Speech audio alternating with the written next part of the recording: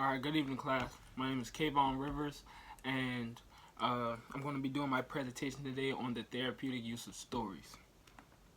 Today, my activity is called the Lifeline activity. It's basically an activity where a child is allowed to share their own personal story from their life, and they can start past, present, and future. And they're just going to display their lifeline story of events, what happened in the past, what happened in the present, and what they look forward to in the future, which allows them to basically tell their story and what they want to be and what they have been.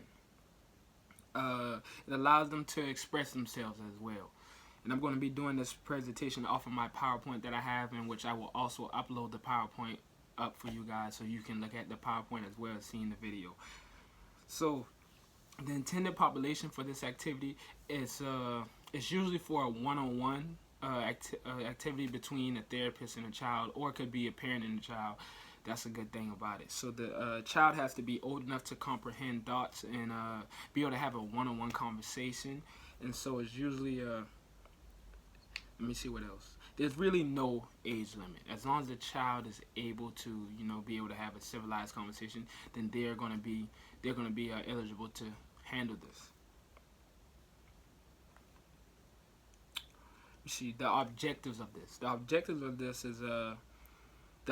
of this activity is to get the child to put together his life story. That way, you can first of all see the emotion of the child, why they are some way, why do they feel certain ways, why do they act out in certain ways, specifically for children who have trouble controlling their emotions and controlling their behavior. Secondly, by doing this, you create a creative outlet for a child who can it allows them to express themselves.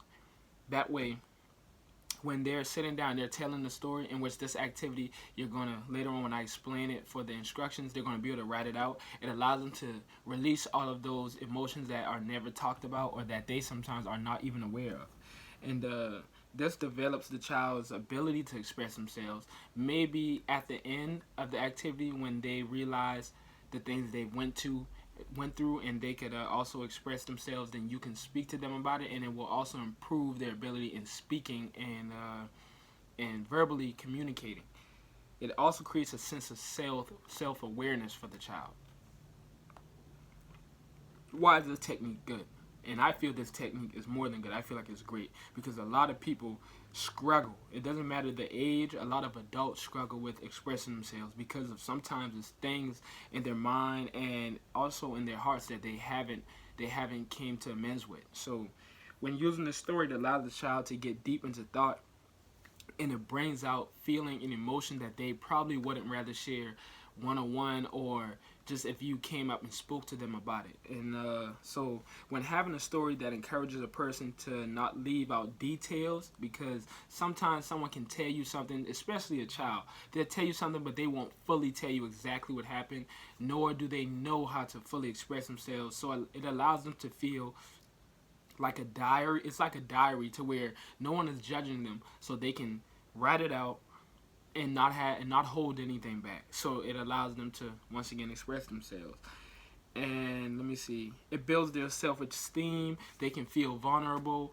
People have trouble with feeling vulnerable, especially children. And by recalling these events they might have overlooked, or they might have not remembered. They could also remember a lot of things that happen that they sometimes throw away. Children and people also throw away some things that they seem to have went through. It also allows the child to dream and be in control, because in all actuality it is their life. So when allowing them to write their story, such as the future and sometimes the present, but so it makes it more realistic to them by receiving encouragement at the end when you're talking about it and you seeing they have went through trauma and in their life story, but sometimes their future is positive. That's also their story, what they want it to be. You encourage that.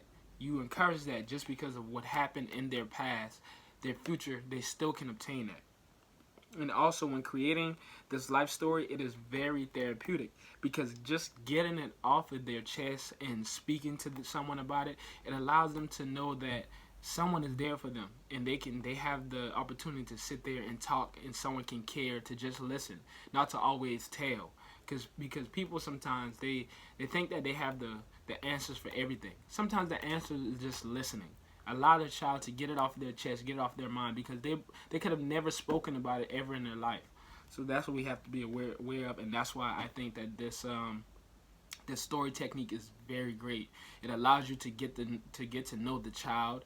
If you have a personal relationship with them, it allows you to get to know each other and trust each other more. That's why I think this is a great technique. Not good, great. Okay, so let me see. Let's see what we got.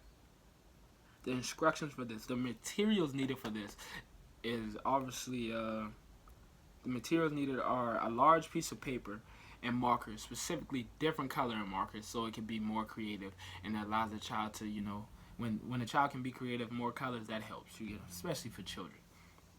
So glue, magazines, and any scrap items you can find for expressive art, such as what we did in class when we folded the paper hot dog style, and we were allowed to go into the magazines and find things to where we were afraid of, and what we were good at and what we didn't think we were good at. So something like that. A lot of expressive arts. And the instructions of this game are to first grab a large sheet of paper, draw a line, and allows the child to write their birth date, and then draw a line down the other end, and allows the child to write their projected, basically, death date. How long they expect to live. So from where they were born, where they think they would die, how old they might have been born in let's say a child in 2020, so they might think they might live until they're 10, so to be 2030. Hopefully they live past 10, but that's an example. So this allows the child to put details like pictures, words, colors, because sometimes all of these things can can describe a child, and you would at the end, of course, ask them why and stuff, but we'll get into that. And it expresses their life story of the past, the present, and the future. Soon, when it is all put together, the adult can ask questions, like I said, about their life story, such as how did you feel when this happened? How do you feel now? Is there any difference? You can ask them about when it happened and how it happened and why did it happen. Just questions like that, so they can, you can elaborate on it more. This also allows the adult to ask questions about the future,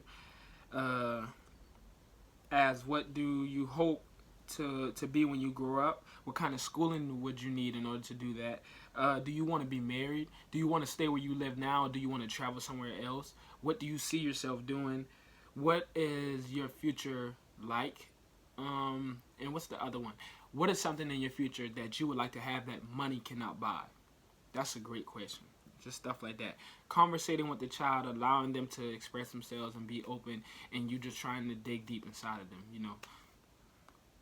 Suggestions for a follow-up. If the child breaks down, then you have to give them a minute to cope with everything, because sometimes just recalling these past events is sometimes it's scary for a child, and because it could be a lot of things in that past that really affected a child mentally as well as physically. So a parent can also be involved as well. That could also be follow-up support.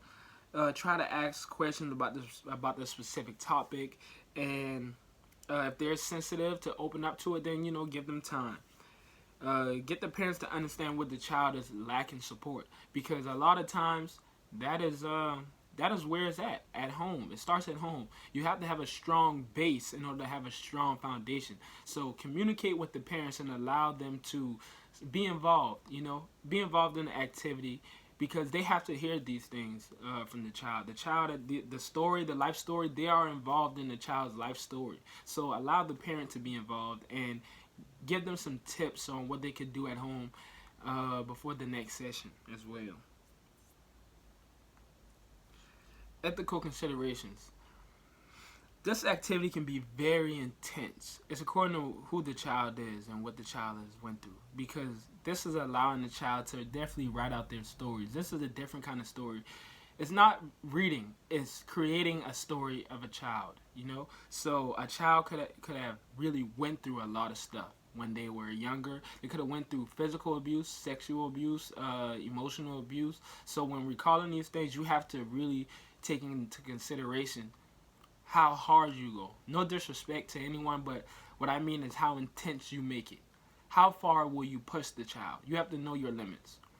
Especially, you have to know how mentally stable a child is. You feel? So what I'm saying is, when trauma is presented, whether it's around their family, you feel me, or whether it's around just you and that child, you have to always be aware of these things, because it doesn't matter how close you are with the child, it can still sometimes trigger things. It can still sometimes make it hard for them.